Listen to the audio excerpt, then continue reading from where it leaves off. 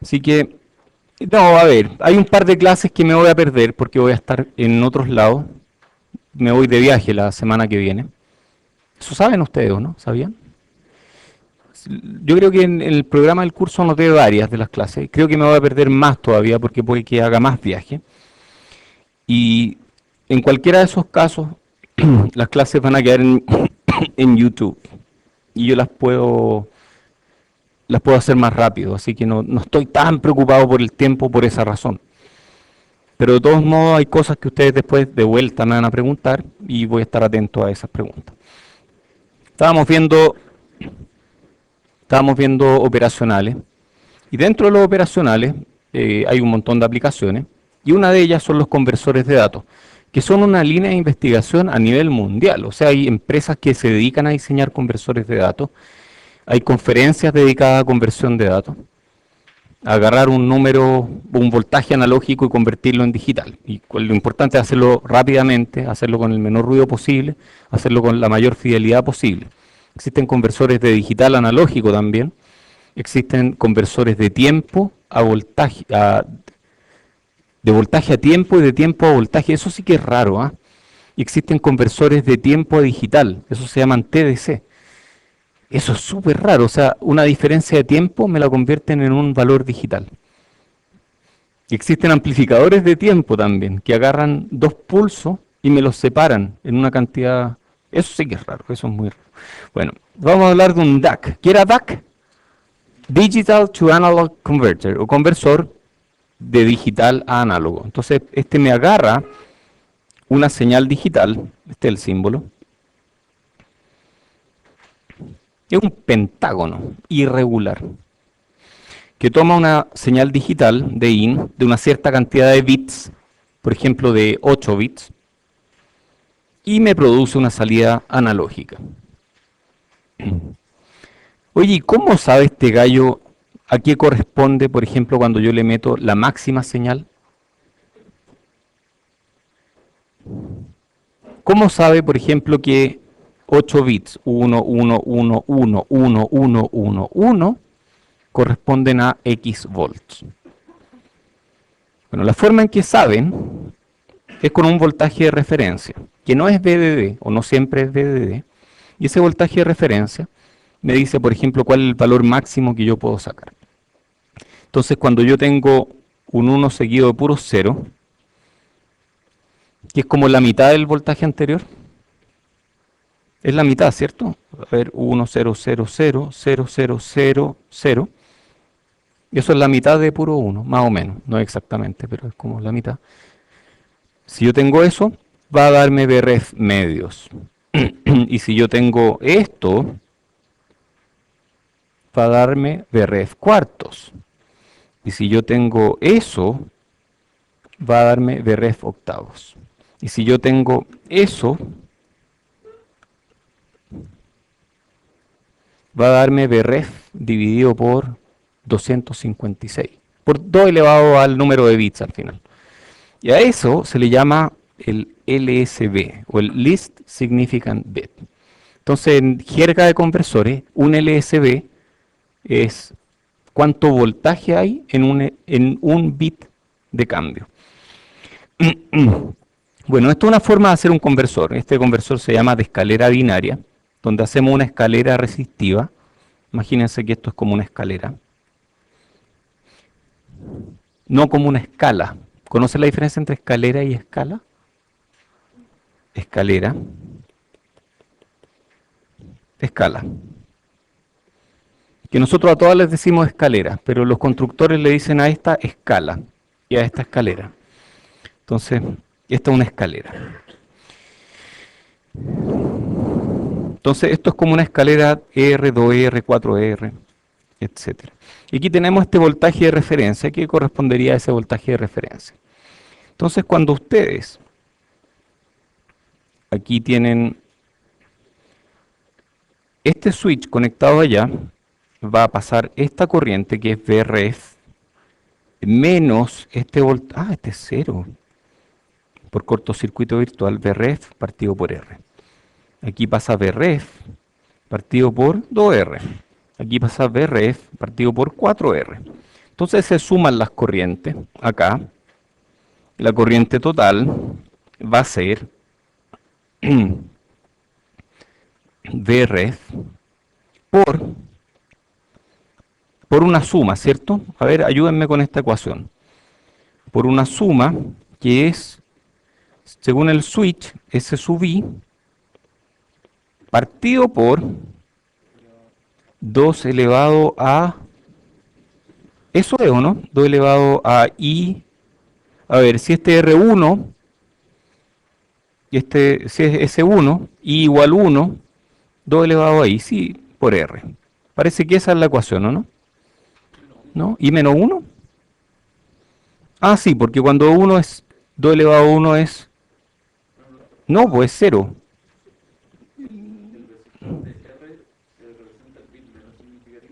Este de aquí... No, el menos significativo yo creo que este. Porque esta es la corriente más chica. Es la que me provoca un cambio más pequeño en la salida. Sí, oye, yo creo que es 2 elevado a I nomás. Parte de 1. Ah, no, 2 elevado a 0 es 1, ¿cierto? Ah, sí, tienes toda la razón. Y menos 1, ya está bien. Bueno, ustedes saben, pueden hacerlo.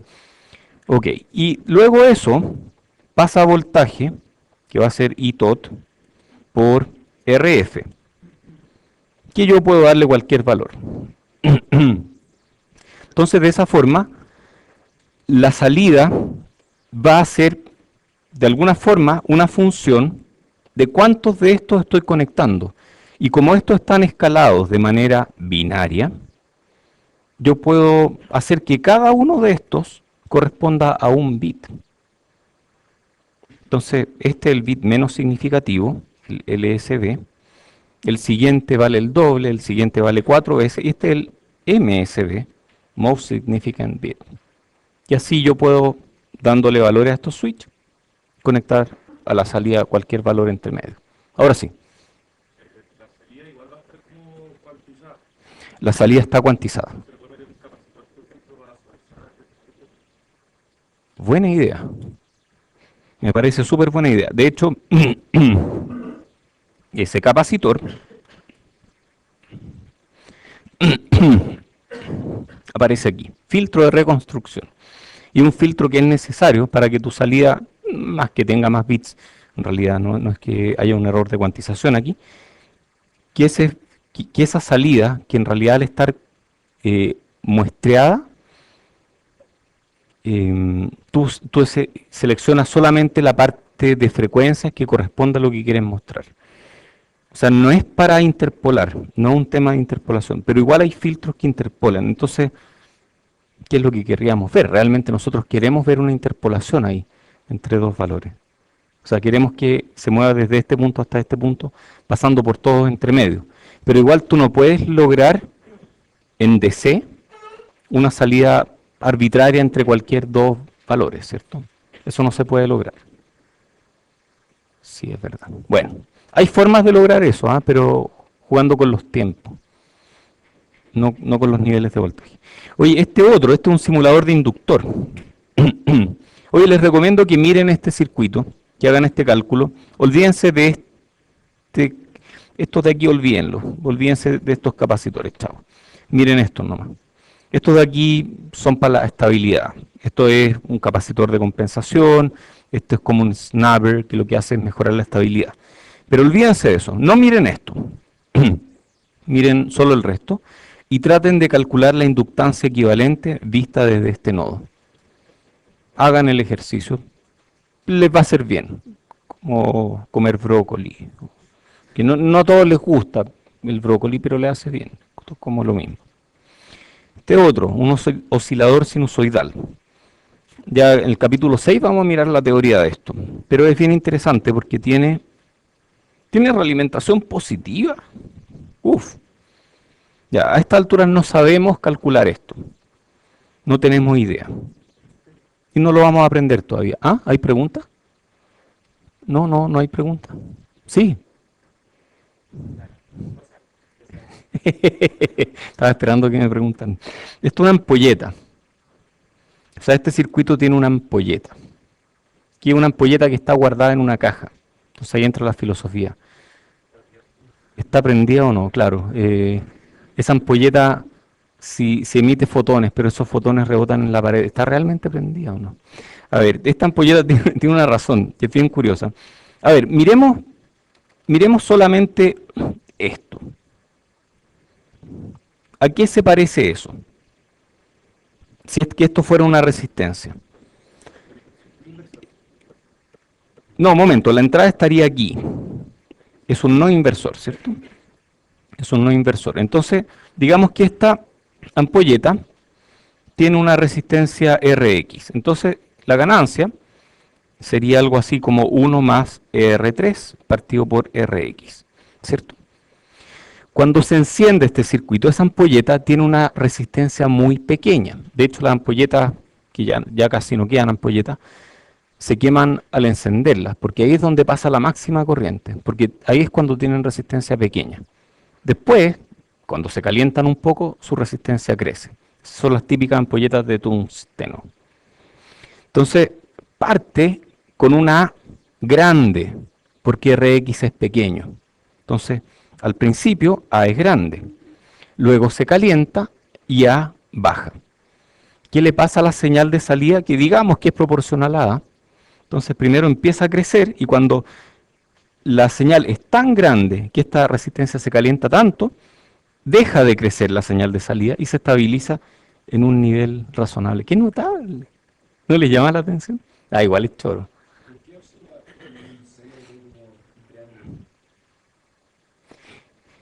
Buena pregunta. Eso lo van a aprender en el capítulo 6, pero te puedo adelantar algo. Esta red de realimentación hace que aparezca realimentación positiva para una y solo una frecuencia. Esa frecuencia es la frecuencia a la que va a oscilar. Si estás más arriba de esa frecuencia, no oscila. Esas señales se pierden. Si estás más abajo, esas señales se pierden. Si estás justo a esa frecuencia, la ganancia la ganancia del lazo aquí es 1. Entonces se producen oscilaciones permanentes. Sí, en este link, un montón de circuitos con op-amps. Esto lo hizo Bob Peace, me parece. Creo que este es de Bob Peace. Sí, un montón de circuitos de op-amp. Así que mírenlo. Miren ese link. Fíjense que todos estos circuitos salieron del mismo link. Hay pregunta.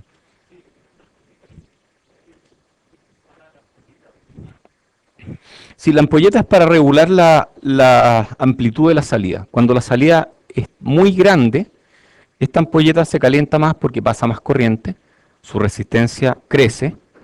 Si su resistencia crece, la ganancia baja. Y si la ganancia baja, limita las oscilaciones, limita la amplitud de las oscilaciones. Entonces es como un compresor, algo así, tiene un efecto como de compresión. Sí. Esto es un multiplicador analógico, y es bien raro esto, porque tiene una ampolleta y tiene una fotoresistencia. Entonces uno puede hacer circuitos muy ingeniosos. Esto acá es un transistor, no hemos visto transistores todavía. Yo no espero que ustedes entiendan cómo funciona esto. Pero lo que hace es en el fondo, usando op-amps, estos son aplicaciones de op-amps, lo que hace es multiplicar señales usando un medio óptico. Es bien curioso. Tiene esta entrada y tiene esta otra entrada que pasa a forma de luz. Entonces, digamos que este circuito tiene dos entradas, una que es de voltaje y otra que es de luz, pero viene de otro voltaje. Entonces yo puedo multiplicar señales. Multiplicar en electrónica no es trivial, porque es una función no lineal. Multiplicar por una constante es trivial, sobre todo si la constante es menor que 1. Pero multiplicar por cualquier valor que vaya cambiando, eso no es trivial, porque no es lineal y es súper difícil de hacer. Oye, veamos op-amps reales. Un montón de características no ideales típicas. Producto ganancia ancho de banda finito. O sea, hay un BW por ganancia, GBW finito. Que eso no está entre los supuestos que teníamos al principio del curso. Tiene un slew rate, saturación, voltaje de nivel de entrada, corrientes de polarización, y estas son algunas precauciones. qué pasa cuando opera como fuente unipolar y como buffer. Entonces vamos a ver todo esto durante este capítulo. Lo primero es el producto ganancia ancho de banda, que algunos le llaman GBW. El op-amp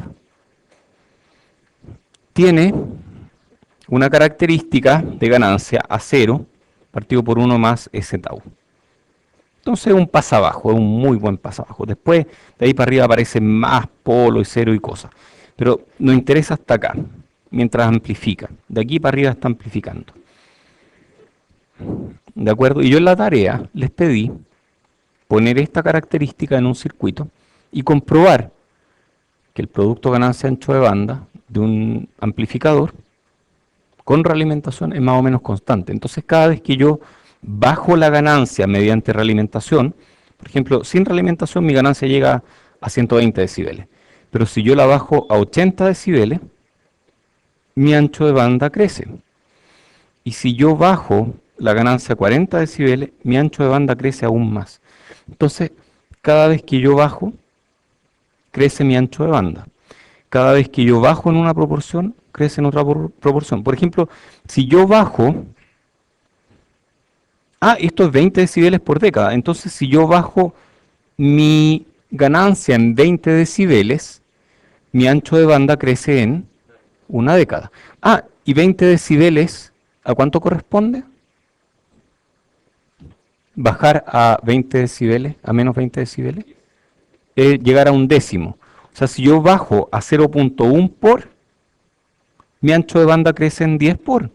El producto entre ambos se mantiene constante. Ajá, viene de ahí. O sea, esto de aquí es clave para el producto ganancia ancho de banda constante. Y ustedes pueden comprobar que en algunos circuitos esto se cumple. Por ejemplo, en el amplificador no inversor se cumple. En el amplificador inversor es un poco más raro, ahí no se cumple. Entonces este es el ejercicio que yo les pedí. Todos lo hicieron, ¿o no? ¿Sí? Donde reemplazan este por un A0 partido por 1 más S tau. Y ustedes calculan el producto entre la ganancia y el ancho de banda. Entonces, VI, VO, yo sé que VO es VI por 1 más R2 partido por R. ¿Dónde aparece el ancho de banda aquí? No, no me apareció el ancho de banda. ¿Cómo meto esto en esta ecuación? No, asumiendo que A es finito, ¿cierto? Exacto, si asumo que A es finito, en ese caso, VO va a ser A veces VI menos VX, donde esto de aquí es VX. Pero yo sé que VX es VO por un divisor resistivo, R1 partido por R1 más R2. Entonces, si meto ese ahí, me queda VO igual A por VI menos VO R1 partido por R1 más R2. Y luego puedo mover todos los VOs para un lado, 1 más A R1 partido por R1 más R2 igual a VI. Entonces, luego reemplazo A por A0 partido por 1 más S tau. Mejor terminemos esto. VO partido por VI igual A partido por 1 más A R1 partido por R1 más R2. Ya, y ahora hago que A es A0 partido por 1 más S tau. Entonces si hago eso, me queda que VO partido por VI es A0 partido por 1 más S tau partido por 1 más A0 partido por 1 más S tau R1 partido por R1 más R2. Se complicó un poco la cosa. ¿Cómo puedo seguir? ¿Qué quiero tener aquí? ¿Cómo quiero expresar esto al final? Exacto, queremos llevarlo de esa forma. ¿Y se puede? A ver, de partida, ¿qué pasa si multiplicamos arriba y abajo por 1 más S tau? Este se va. ¿Y qué le pasa a este? El 1 más S tau de aquí, en realidad, está como aquí, ¿cierto? Es lo mismo. Y se va de aquí. Quedó aquí, ¿cierto? Entonces 1 más S tau acá. 1 más ese tau más eso. Así es como queremos verlo, ¿no? ¿Cómo queremos verlo?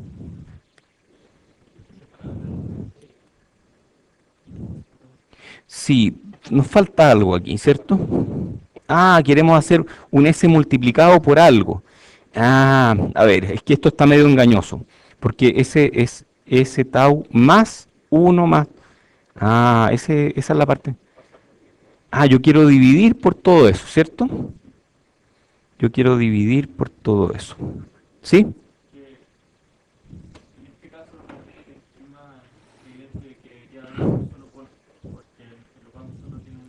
Sí, sí.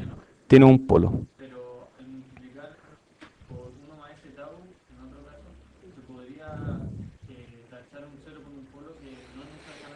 ¿Cancelar? Eso es... A ver, hay gente que cree que uno hace cancelación perfecta de polos y ceros matemáticamente en algunos de estos casos. Puede ocurrir. Yo lo aprendí hace poco, porque para mí no, esto tiene un solo polo, hay un solo elemento que almacena energía.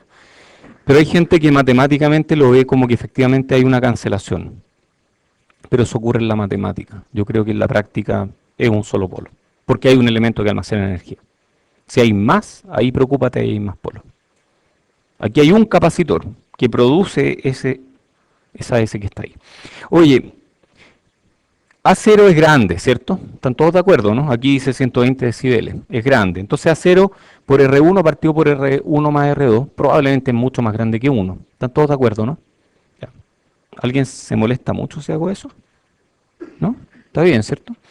Ya, entonces ahí tenemos ese tau. Habría que dividir entonces por A0 R1 partido por R1 más R2. Habría que dividir todo esto. Entonces dividimos arriba por A0 R1 partido por R1 más R2 y nos queda arriba R1 más R2 partido por R1. ¿Sí? Y después dividimos abajo por lo mismo y nos queda 1 más S tau dividido por A0 R1 partido por R1 más R2. Entonces, esta es nuestra expresión final que me dice nivel de C, que es lo que queríamos ver. Esto bajó hasta los decibeles que queríamos. Y vemos que el ancho de banda, más bien el tau, el término que acompaña a ese es el tau. ¿El tau qué le pasó? ¿Se hizo más grande o más chico? Se achicó el tau, lo cual significa que ¿qué le pasó al ancho de banda? Creció el ancho de banda. Entonces bajamos la ganancia, de la ganancia de lazo abierto a algo más pequeño, y nos movimos hacia la derecha, aumentando el ancho de banda. Esta es la razón por la que uno PAMP con unos, no sé cómo decirlo sin, no tengo tanto vocabulario, con unos 3 Hz, todos, eso, gracias, picante. Con 3 Hz, todos picantes, yo puedo amplificar, perdón, audio, y el audio llega hasta 20 kilos. Y puedo amplificar video también. Entonces, uno PAMP, el lazo abierto, tiene muy mal ancho de banda, pero el lazo cerrado, al bajarle la ganancia, aumenta el ancho de banda. Sí, había una pregunta. ¿Tú? Tú primero.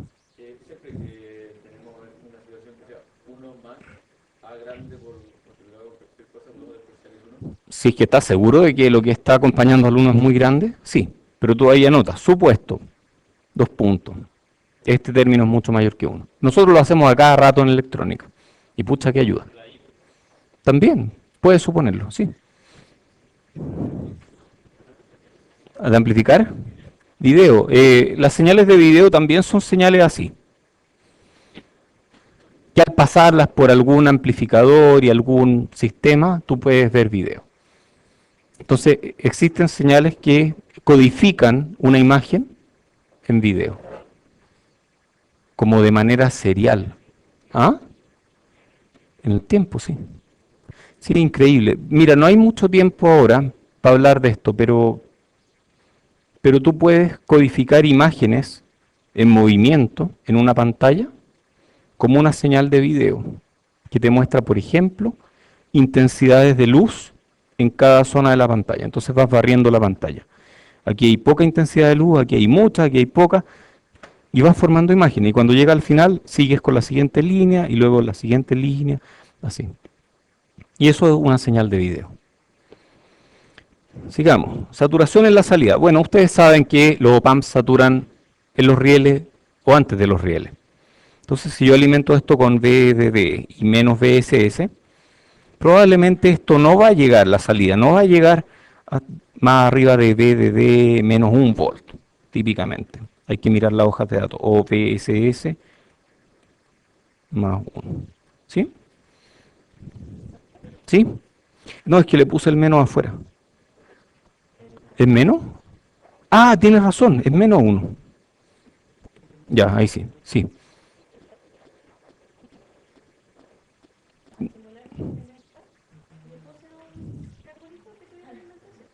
¿Ya?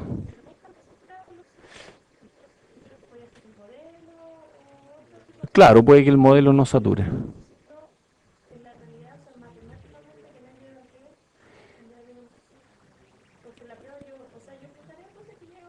Sí. No, no llegan. Eso depende del modelo que tú elegiste. Y generalmente los op-amps no llegan a los rieles. De hecho, si tú buscas op-amps en tiendas y miras las hojas de datos, algunos de estos op-amps dicen salida riel a riel, lo cual significa que el fabricante se enorgullece en decirte, mira, este op-amp llega hasta los rieles. Eso es mentira. Es súper raro que llegue a los rieles. Incluso si te dicen que son riel a riel. Yo he diseñado pumps de riel a riel, que no son comerciales, lo he puesto en mis chips. Y se puede, no es terriblemente difícil, pero por alguna razón en la práctica no. No sé, pues yo he comprado pumps de riel a riel que saturan medio volt antes del riel. Pero eso es lo que te indica, si es de riel a riel o no. Ya, sigamos, slew rate. Slew rate, que no sé cómo traducirlo, ocurre porque internamente este op-amp tiene capacitancia y tiene fuentes de corriente. E internamente, entonces, alguna fuente de corriente llega a su valor máximo y no puede seguir cargando esa capacitancia interna más allá de un cierto valor máximo. Y eso resulta en que la salida no puede variar a una tasa mayor que un cierto valor. Entonces, el slew rate es la máxima tasa a la cual puede variar la salida de un op-amp. Entonces se mide en volts partido por segundo. Típicamente en volts partido por microsegundo. Algunos hablan de kilovolt partido por segundo o megavolt partido por segundo. A mí me hace más sentido hablar de volts partido por microsegundo. Valores típicos. 13 volts partido por microsegundo. Es un valor típico de slew rate. Y cuando uno diseña un op-amp, uno puede calcular el slew rate y puede diseñarlo para que tenga un slew rate particular. Entonces, eso produce, por ejemplo, que cuando uno amplifica una señal sinusoidal, el op-amp no es capaz de seguirla y se va por las pendientes y produce una triangular a la salida. Eso uno lo puede probar en el laboratorio directamente.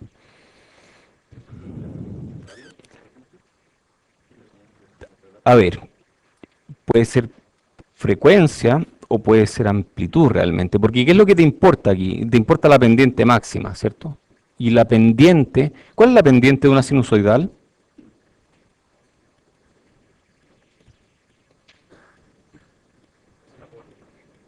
Ya, A por omega por coseno de omega t. Ya, y el máximo de esto es 1, así que, chao, el A por omega. Entonces lo que te importa realmente es el producto entre A y omega.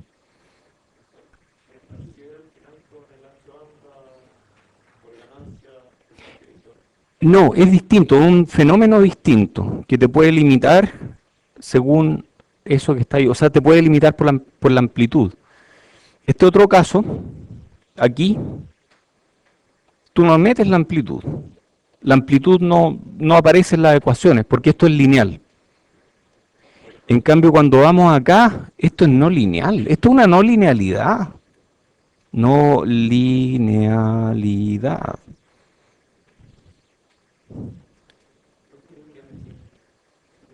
¿Ah?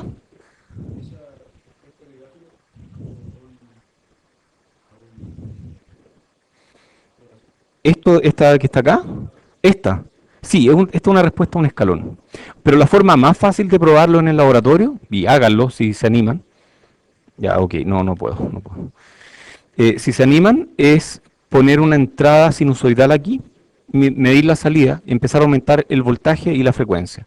En algún momento el A por omega va a ser tal que va a exceder el slew rate de este amplificador. Entonces, elijan un amplificador con slew rate malo. ¿Sí? Sí, pueden ser redondeadas, de acuerdo. De acuerdo, esto se puede redondear, incluso si es que si es que no estoy en esta condición, puede que, no sé, po, voy a ir ahí y después esta parte sí la voy a seguir bien, pero de ahí no. Y de ahí sí, y de ahí cuando la pendiente es máxima, no. Entonces va a ser un poco redondeado, sí. Oye, ¿qué más? Voltaje de nivel de entrada. Los op-amps tienen una característica no deseada que se llama voltaje de desnivel, lo cual significa lo siguiente. A ver, hablemos de curvas. Eso me falta preguntar. La I, curva estática. No sé si alcanza a meter una pregunta. Pero si nosotros miramos VI, VO de un op-amp, ¿cómo es la curva estática de un op-amp? VI es voltaje de entrada diferencial. O sea, es V más menos V menos. Es una recta así. Uy, me salió mal. Algo así, ¿cierto? Y que satura arriba y satura abajo. Algo así, con una pendiente muy grande, ¿cierto?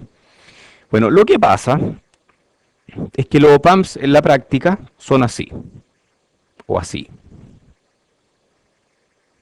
Y tienen un problema en que su curva estática no pasa por cero. Lo cual significa que para que haya, aquí está la curva estática. Entonces, para que haya un voltaje cero en la salida, yo le tengo que aplicar un voltaje de entrada distinto de cero. Una forma de modelar esto matemáticamente es diciendo que un op-amp con offset es un op-amp sin offset, a lo cual yo le pongo una fuente en alguna de las entradas. Y esa fuente tiene POS. Es positiva o negativa, da lo mismo. Lo que importa ahí es la varianza. No es si es positiva o es negativa. La varianza y la media. La media va a ser distinta de cero y bueno, ahí sí importa si es positiva o negativa. Entonces, es el VOS, que es el voltaje que yo tengo que aplicar a la entrada. O sea, yo externamente, si quiero tener un 0 volts acá, lo que tengo que hacer es aplicar un voltaje igual a VOS. Yo tengo VOS más ese VOS aquí, perdón, al revés. Ahí se cancelan y termino con 0 volts. Eso puede ser un problema. De hecho, si uno conecta las dos patas de un op-amp con mal offset a tierra, y ese offset es del orden de 3 milivolts, 3 milivolts, la salida va a ser algo así como 1.000.000 de veces más grande, o sea, como 3 kilovolts, eso no puede ocurrir, entonces va a saturar. Entonces, si yo conecto las dos entradas de un op-amp a tierra, la salida no va a ser ni cerca de tierra, va a estar saturada en alguno de los rieles. Eso es típico, sobre todo cuando es mucha ganancia, porque si este mismo tuviera poca ganancia y yo conecto cero, voy a ver un voltaje ahí. Pero como tienen tanta ganancia, saturan cuando yo le aplico 0 volts. Termina saturando. Y eso puede ser un problema. Cuando hay realimentación, en general no es un problema, pero puede ser problema en algunos casos. Cuando ustedes como diseñadores de chips o de circuitos en general tienen que mirar cuándo es importante o no. Una solución es anular el offset usando un par de patas del op-amp, que a veces tiene, otras veces no tiene, que se llama offset null. que uno agarra esas dos patas, las conecta a un potenciómetro de 5K, típicamente, y la pata del medio de ese potenciómetro va al voltaje de alimentación negativa. Y uno le busca el ajuste para que la salida sea cero cuando la entrada es cero. Otra solución está en aplicar acoplamiento AC. Entonces yo podría preguntarles, por ejemplo, no sé si lo haga, ¿qué pasa si esta cosa tiene offset? ¿Cuál es la salida en función de BI? Bueno, aquí hay acoplamiento AC. Entonces, el offset me va a afectar tal vez el nivel de C de la salida, pero no me va a afectar la parte AC. El offset es particularmente malo cuando uno tiene algún amplificador, cuando uno tiene un integrador, porque uno termina integrando el offset. ¿Sí? Puedes ponerlo a la salida y ahí te conecta y se va el offset, sí. Es que ahí estoy acoplando, ahí me estoy quedando con el puro offset del amplificador. Y de ahí lo estoy eliminando. En realidad esta lámina no la hice yo. Esta lámina en particular no la hice yo. Pero sí, lo que tú dices es efectivo. O sea, yo debería filtrarlo a la salida. En realidad filtrarlo en ambas partes es importante. Y la razón de ello es que si esto tiene mucha ganancia y esto tiene mucho offset, podría ser que sature. Entonces a veces hay que filtrar la entrada y la salida. Y hay técnicas de reducción de offset que pasan por filtrar el offset a la entrada y otras técnicas que pasan por filtrarlo a la salida. Esas se estudian en otros cursos también. Es para acoplar capacitivamente la entrada. Es para que el nivel de C aquí sea casi cero. Sí, hay preguntas ya.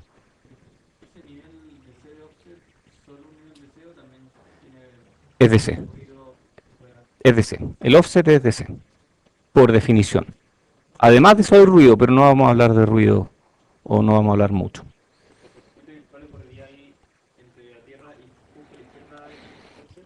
Eso es una buena pregunta. Si aquí tengo offset, mejor miremoslo acá.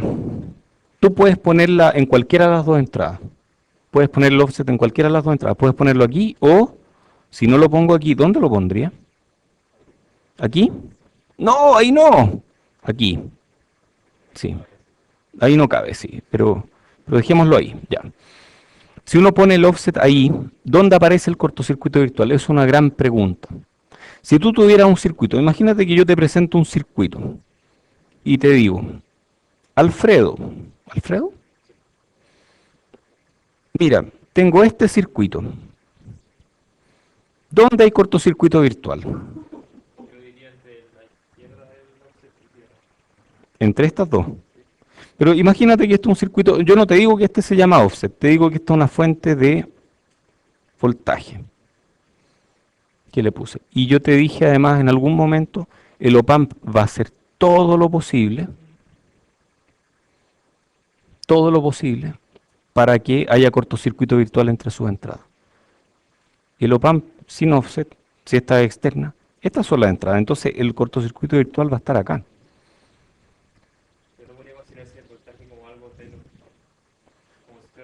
Está dentro. Está dentro, pero tú al modelarlo, lo modelas como que está fuera de un op-amp ideal. Y tu op-amp en realidad es eso. Entonces sí, en esta pata tú no vas a ver cero, tú vas a ver offset. Tú vas a ver algo parecido al offset, sí. A ver, es que tal vez estamos pasando por un tema de definición. Si este tiene ganancia A infinita, este es cero, este va a ser cero. Y aquí a la izquierda, que es donde yo puedo medir, no voy a tener cero. Oye, si hay dudas, apliquen el modelo. Y aplicar el modelo significa aplicar este modelo. Que es lo mismo que pasaría aquí. Se podría ver como que este es mi amplificador, ¿cierto? Perfectamente, ese es mi amplificador. Pero este gallo por dentro está tratando de que estas dos se parezcan. Entonces aquí va a aparecer VOS. no va a aparecer tierra. Entonces hace que aparezca un voltaje distinto de offset. Ya, hay otro tema con los op amps, ¿sí?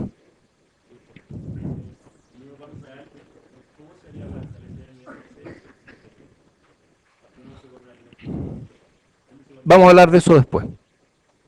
Vamos a hablar de alimentación unipolar después.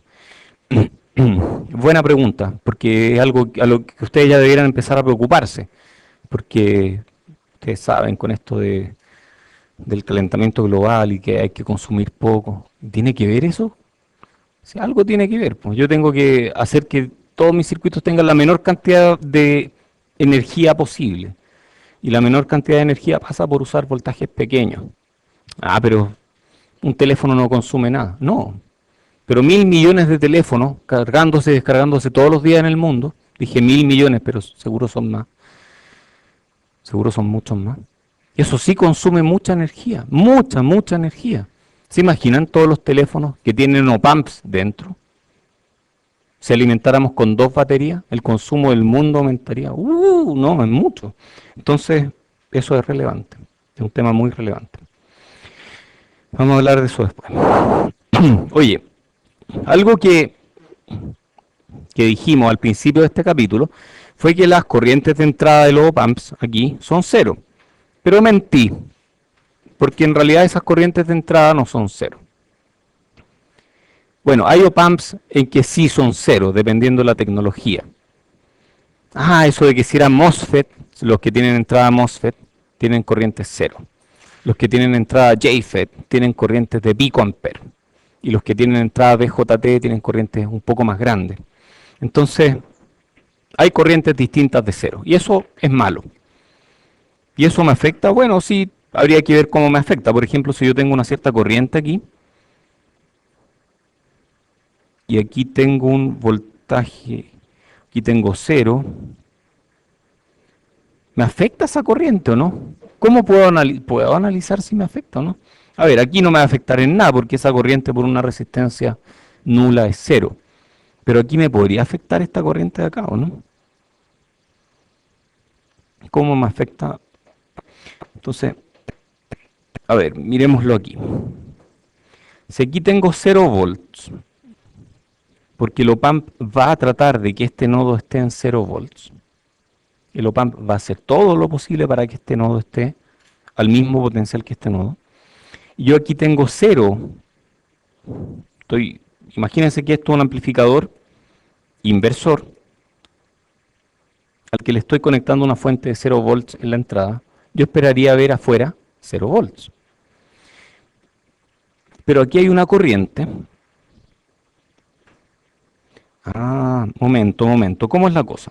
Si este está en 0 y este está en 0, la corriente aquí es 0, ¿cierto? Entonces no pasa nada. Pero aquí hay corriente. ¿Esta corriente por dónde se va? Por arriba se va esa corriente. Y hace que este 0 más IB por R2 aparezcan a la salida. Entonces mi salida va a ser distinta de 0, aunque mi entrada sea 0. Entonces las corrientes de polarización, que son más o menos constantes, producen una salida que depende de la realimentación. Qué lata.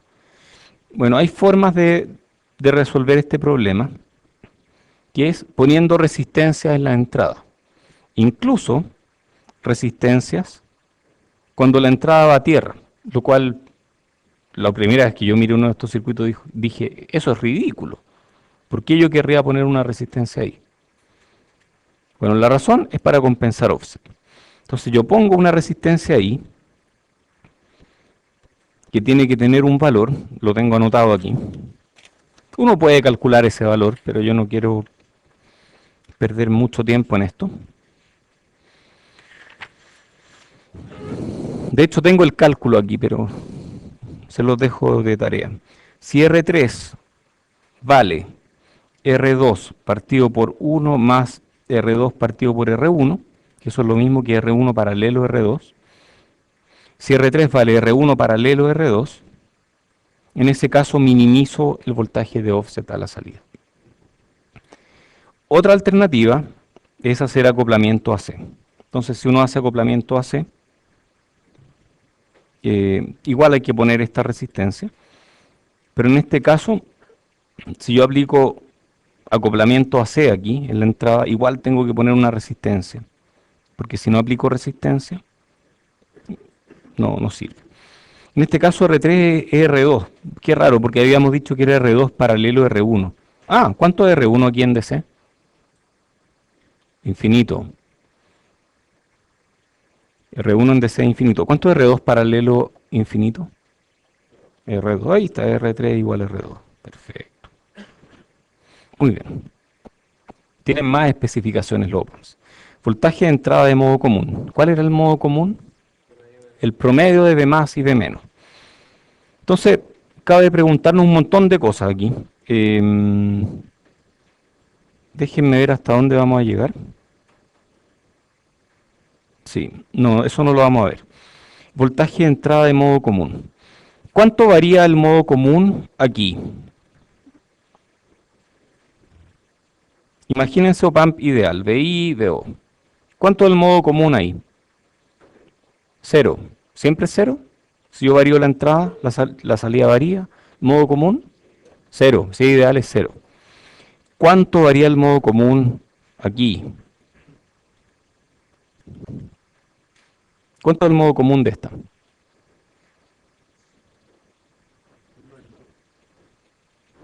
Es VI. El modo común es VI porque es esta más esta dividido por 2.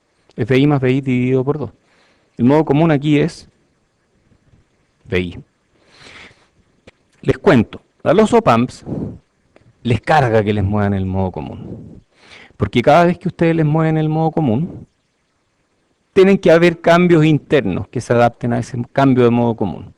No están diseñados necesariamente para moverles mucho el modo común. Entonces un OPAMP es mucho más feliz cuando uno lo conecta en configuración inversora. Entonces hay muchos diseñadores de circuitos que usan OPAMPs todo el rato y dicen, siempre que uno puede optar, opta por una configuración inversora, que mantiene el modo común del OPAMP contento en un valor fijo. Pucha, a mí me gustaba tanto esta otra, porque tiene impedancia de entrada infinita, mientras que esta tiene impedancia de entrada R1. Me gustaba tanto esta otra que no me invierte, mientras que esa me invierte. Pero bueno, si es que uno tiene que optar, mejor optar por esta. Si es que uno puede optar. Porque esta de acá tiene el modo común fijo. Entonces por eso es mejor usar la configuración inversora cada vez que sea posible. Excursión de salida, ya hablamos de eso. Satura típicamente los rieles. Capacitancia de entrada, aquí hay capacitancia. Eso puede afectar el ancho de banda. CMR, ¿qué será eso? Common Mode Rejection Ratio. Entonces uno puede calcular esa cifra de desempeño. Si es que tuviera, por ejemplo, la ganancia de modo común y de modo diferencial. Resistencia de salida, importante. ¿Cuál es la resistencia de salida de un OPAMP ideal? Cero. Los OPAMPs en la práctica tienen resistencia de salida muy distinta de cero. Lo cual significa que si yo le conecto aquí a la salida un horno para fundir metales, esto no va a funcionar. Y la salida va a ser 0,0. Y si yo le conecto aquí un motor de auto eléctrico, tampoco va a funcionar. Entonces, ¿cuándo yo puedo cargar la salida de un OPAMP y cuándo no? Lo típico es que si a la derecha de aquí hay más OPAMPs, yo puedo cargar la salida del OPAMP sin ningún problema con otros OPAMPs y sin afectar su desempeño. Si la corriente que exige aquí es muy grande, entonces ahí voy a tener problemas. ¿Cuán grande? Depende, pues depende del OPAMP que estoy usando. Existen OPAMPs que entregan salidas del orden de 1 ampere. Esos son OPAMPs de potencia. Pero lo típico es que lleguen a unos poquitos miliamperes. ¿Cómo sé yo? Mirando la hoja de datos. En la hoja de datos todo eso está súper especificado. Corriente de salida de cortocircuito. Este es otro tema. Hay gente que le gusta cortocircuitar estas cuestiones o que es un poco descuidada y cortocircuita los OPAMPs. Cuando eso ocurre hay OPAMPs que se queman y producen humo mágico. Y hay otros op-amps que aguantan eso, cortocircuito. Entonces hay que estar atento a eso. Temperatura de operación, etcétera. Hay un montón de especificaciones. Y ahora atendiendo a tu pregunta, ¿cómo operamos el op-amp con alimentación unipolar? Porque ninguno de los pines del op-amp es tierra. Yo no he visto ningún op-amp, salvo algunos que son de tipo distinto a estos que estamos mirando, que son de corriente. Yo no he visto ningún op-amp que diga tierra en alguno de sus pines. Ningún op-amp. Los que yo he diseñado tampoco dicen tierra en ninguno de sus pines. Entonces, ¿cómo sabe el op-amp cuál es tierra? Cuando yo estaba en este curso, a mí no me explicaron muy bien esta parte. Y yo me imaginaba que internamente el op-amp tenía un divisor resistivo entre este nodo y este nodo. Este era lo que yo me imaginaba. Y que sacaba una tierra internamente. ¿Y para qué usaba esa tierra? Ni idea, pues si no sabía cómo funcionaba. Después diseñé un op-amp y me di cuenta de que eso no era así. El op-amp no sabe cuál es tierra. El op-amp trata de que las dos entradas estén al mismo potencial, independientemente de cuál es tierra. Pero los op-amps tienen una característica que se llama modo común en la entrada, rango de modo común en la entrada. Y ese rango de modo común, el fabricante me lo entrega, por ejemplo, diciéndome el modo común de la entrada tiene que ser, si tú lo alimentas con más 9 y menos 9, el modo común de la entrada puede ir entre menos 9 y más 7,5 volts. ¿Por qué qué? Sí. Porque internamente hay transistores de diferentes tipos y depende de qué tipo de entrada sea, no aguanta todo el rango de modo común. Hay amplificadores operacionales que tienen entrada de riel a riel. Yo he diseñado de esos, lo cual significa que uno puede, mis alumnos también lo han hecho, que uno puede meterle entradas de modo común entre menos 9 y más 9 y va a funcionar igual de bien. Pero lo típico es que si uno tiene entradas, alimentación entre menos 9 y más 9, el fabricante a uno le dice, mira, el modo común va entre menos 9 y 7,5, por ejemplo. Entonces uno se pregunta, ¿cómo será si yo en realidad lo alimento con 0 y 18? Exacto, entonces ahí cambia todo, todo se corre. El fabricante a uno no le dice esto, pero todo se corre. Entonces el modo común cambia entre 0 y 16,5. Y si yo excedo esos 16,5, no va a andar bien en la operación del op-amp. ¿Qué pasa si al revés? Si me dice, mira, el modo común puede estar entre menos 7,5 y más 9. Entonces al operarlo entre 0 y 18, o entre 0 y 9, voy a estar limitado por abajo. Y mi modo común de entrada no va a poder ser más bajo que 1,5 volts. Entonces ahí uno tiene que empezar a preocuparse exactamente cómo es el diseño. Si uno mira, hablamos de modo común, ¿dónde fue que hablamos de? Ni me acuerdo. Sí, creo que aquí hablamos de modo común. Entonces uno tiene que empezar a mirar el modo común y asegurarse de que en el circuito donde uno lo está usando no se viole esta característica de modo común de entrada.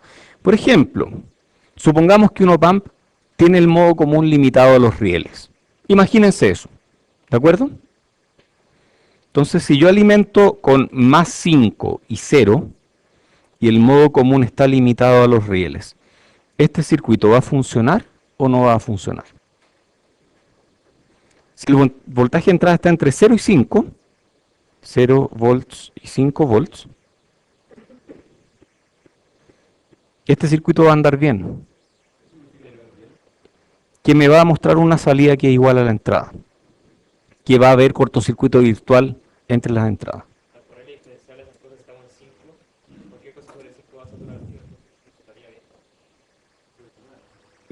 No entendí tu pregunta.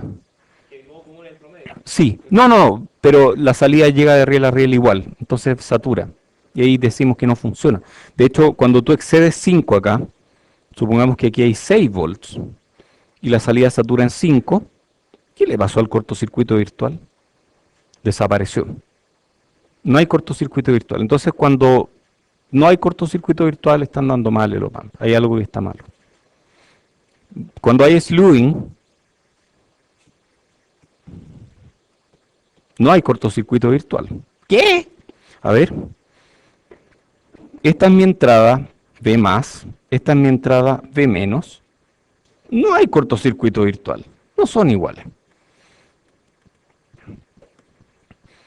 Entonces, en algunos casos, cuando deja de operar bien, no hay cortocircuito virtual. Oye, entonces esta yo la podría usar con alimentación unipolar, ¿o no? Con más 5 y 0. Podría usarla, ¿cierto? Siempre y cuando no exceda los rieles. ¿Qué pasa con esta otra? ¿Podría usarla con 5 y 0?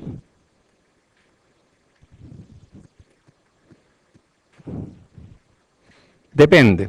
Si mi entrada va entre 0 volts y 5 volts, no violo la condición de modo común de entrada. Pero digamos que estos dos son 10 kilos, cada uno 10 kilos. Si yo le meto 1 volt acá, aquí va a haber 0, y aquí debería haber menos 1 volt. No puede darme menos 1 volt, pues se está saturando en tierra. Entonces esta no me sirve. Esta no va a funcionar bien si es que yo lo opero con alimentación unipolar, a menos que le meta puros voltajes negativos y preocupándome de no exceder el modo común de entrada. En este caso lo que importa es la salida, pero también podría ser que haya una limitación en la entrada. Yo aquí dije la entrada va entre 0 y 5, pero puede que el fabricante me diga la entrada no va entre 0 y 5. Entonces hay que mirar todo. Una alternativa para alimentación unipolar que yo la encuentro un poco elegante, pero se estila, es hacer una tierra mula entre VCC y tierra. Yo aquí, con un divisor de tensión, saco una tierra mula. Y le digo al op amp, no se preocupe, usted no está entre VCC y tierra. Usted está entre VCC medios, menos VCC medios, y le estoy conectando esta patita a tierra. Entonces como que muevo todo. Y al mover todo, tengo que acoplar capacitivamente aquí. Este nodo ya no va a ser 0, sino que va a ser VSC medio. Le pongo un capacitor aquí para estabilizar este voltaje, para filtrarlo. Y luego tengo acoplamiento capacitivo en la entrada. ¿Y tengo qué cosa en la salida? Acoplamiento capacitivo también. Esto deja pasar solamente las señales de las frecuencias de interés, eliminando DC. Entonces la salida está centrada en 0, cuando mi entrada puede estar centrada en cualquier cosa y yo estoy alimentando solo con VCC y tierra. Lo cual es bien interesante porque yo aquí le meto una señal y la salida va a estar así, cuando en realidad estoy alimentándolo con VCC y tierra. O sea, la salida está pasando por debajo de tierra. Esto puede existir, esto se puede hacer.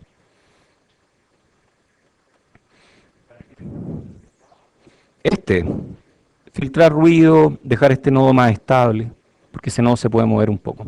Bajar la impedancia de ese nodo, en el fondo eso es. Hacer que ese nodo sea una tierra más firme, más porfiada. Bajarle la impedancia. ¿Cómo? Con capacitancia. ¿Cómo hago para operar como buffer? Ya me pasé. Sí, me pasé. Disculpen. Sí.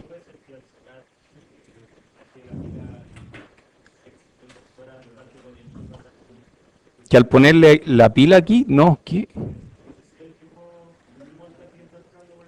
Sí, el mismo VSC, sí. Sí, con una pila. Ahí va a pasar corriente, pero ahí no va a pasar corriente. Solo hay corriente en el divisor. Ya. Oye, ¿alguien va a la charla? ¿Sí? ¡Wow! em,